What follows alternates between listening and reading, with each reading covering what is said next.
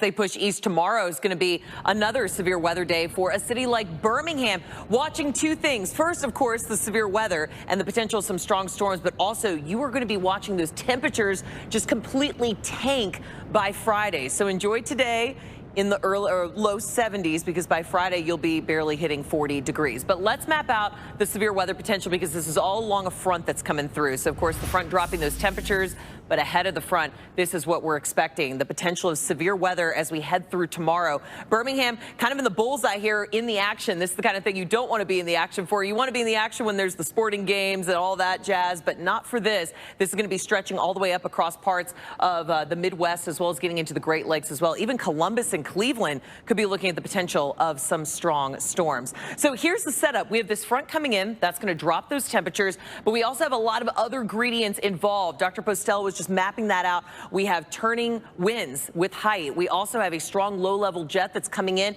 with that turning with height, and also the direction changing. You can get a little bit of spin. So we are concerned about tornadoes, but also damaging straight-line winds that can really do the same amount of damage, especially if trees fall. They can hit your house. So again, either way, depending if you get a tornado warning over the next 24 to 36 hours or even a severe thunderstorm warning, please act immediately, because there's going to be a lot of danger involved with these storms as they start to pop up. Tomorrow afternoon, cold front starts to advance to the east, so we'll have those thunderstorms starting to fire up.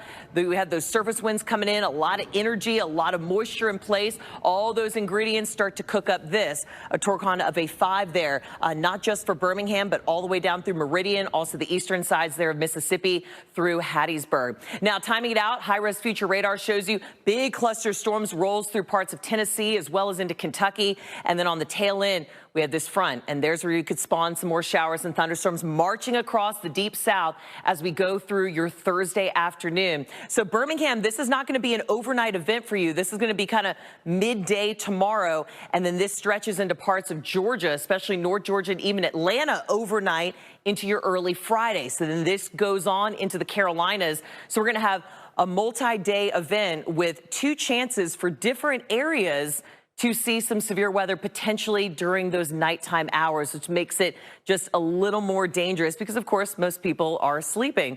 So with all of the support that we have in the atmosphere, that's why we are looking at that potential for not just tornadoes, but damaging winds. So this same area looking for those two threats, maybe even a little bit of hail as well as we go through tomorrow. So a lot to talk about in the way of severe weather, the rain, but Alex, there's also a cold side, and we're talking about some snow too. Yeah, that's right, and we've gotten a chance to see that. Well. All right, well, yesterday was all about the Valentine's Day, right? Oh, yes, it was. And you know what? We were asking folks, what do you think is more romantic, the sunrise or the sunset? What's your answer? Along with maybe some other things, as we're going to be tracking this not just today, but also into tomorrow. The trend in the forecast has been real clear. Like yesterday, there was a severe and a tornado threat, but now it's even higher for today. So the data has sort of now zoned in on this threat, and we have to realize it by tonight. It's going to be an overnight severe threat. And Posty, you joined us on the couch, so now you're subjected to any questions that we have for you. But gosh, I mean, this is January and now February, and I feel like a lot of folks are watching and they're going, okay, this is a lot of severe weather. So, like, do you see any change in the pattern? Is this just abnormal for this time of the year? That's such a great question, because there are two things here ongoing. One is that the severe weather season is in this part of the country this time of year. So this is where it's most common in February. But we've seen a lot more than average on top of that. Right. Like everyone's like rinse and repeat. This is just the same thing over and over again. It's been a very active season. It's way above average in terms of severe weather and tornado reports. But if you're going to get severe weather this time of year, it is going to be in the south. So we should be somewhat aware of it. But it's just more frequent. It's more frequent. I think everyone's watching. They're like, is it March or April? I thought it was Valentine's Day yesterday. Why are we talking about this again? So great questions. So we're just going to roll right into the spring severe season like nothing has changed at this point. Gosh. All right, let's talk about what we've got, though, with this threat for this week, as we'll follow the area basically from... in the capital.